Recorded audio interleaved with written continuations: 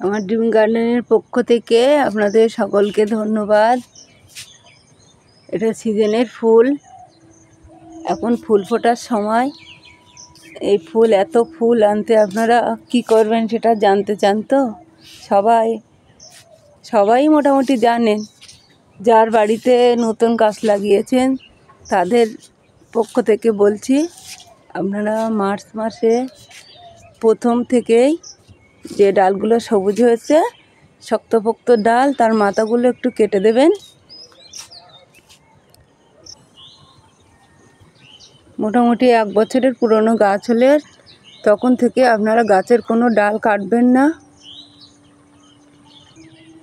ফেব্রুয়ারিতে একবার মিক্স খাবার দিয়ে দেবেন।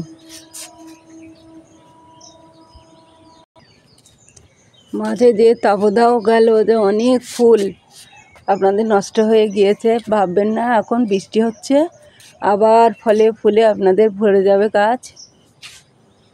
চিন্তা করার কোনো জায়গা নেই।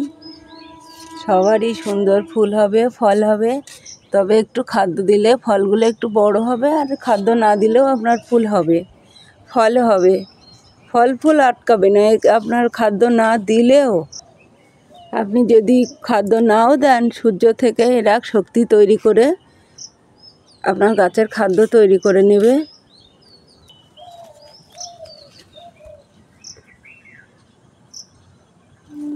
দেখুন কত সুন্দর ফুল ফলে ভর্তি, ভরে গিয়েছে একদম ছাদ।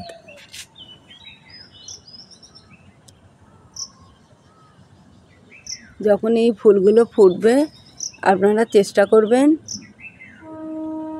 রাত্রে একবার অন্তত, আপনার 8টার পর থেকে ফুল ফোটা শুরু হবে। একবার ভাববেন, মাথায় রাখবেন যে আমার ফুলগুলো পলিনেশন করলে আপনার ফুলগুলো নষ্ট হওয়ার সম্ভাবনা কম থাকে। দেখুন কত সুন্দর ফুল ফুটেছে, অসংখ্য ফুল, অসংখ্য ফল ফুল, অসংখ্য। আরও হবে, আরও যত বৃষ্টি হবে তত আপনার ফুলে ভরে যাবে গাছ।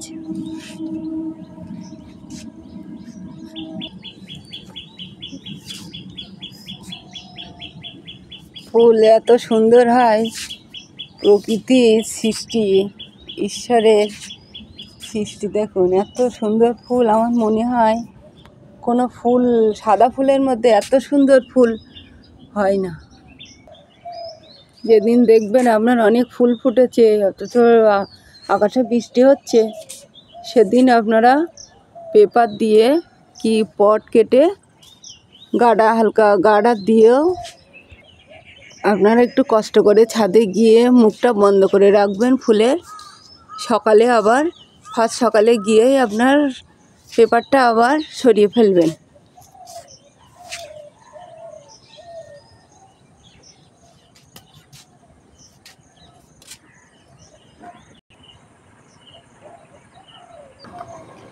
তো কেমন লাগলো আমার ছাদ বাগান, স্বপ্নের বাগান। খুব পরিশ্রম করে গাছগুলো এত তাপদাহের ভিতরেও গাছগুলোকে সতেজ রেখেছি। তো কেমন লাগলো আপনাদের